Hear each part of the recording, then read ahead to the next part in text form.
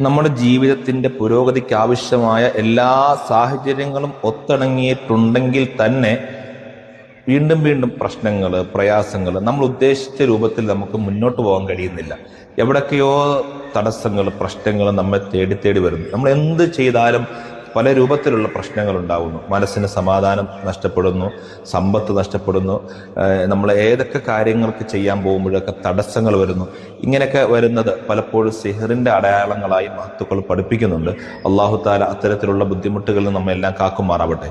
എല്ലാ ഫർദ് നിസ്കാരത്തിന് ശേഷവും സൂറത്തുൽ ഫാത്തിഹ, സൂറത്തുൽ ഇഖ്ലാസ്, അതുപോലെ ഫലക്ക്, നാസ് അത് 3 പ്രാവശ്യം വീതം നമ്മൾ ഓതുകയാണെങ്കിൽ അത്തരത്തിലുള്ള ബുദ്ധിമുട്ടുകൾ, വിഷമങ്ങളൊക്കെ മാറും. രാവിലെയും വൈകുന്നേരവും കിടക്കുന്നതിന് മുമ്പും അതുപോലെ നമ്മൾ നിസ്കാരങ്ങൾക്ക് ശേഷവും ഇത് ചൊല്ലിയാൽ അത്തരത്തിലുള്ള ബുദ്ധിമുട്ടുകൾ അള്ളാഹു മാറ്റിത്തരും. എല്ലാ പ്രയാസങ്ങളും വിഷമങ്ങളും മാറ്റിത്തരട്ടെ.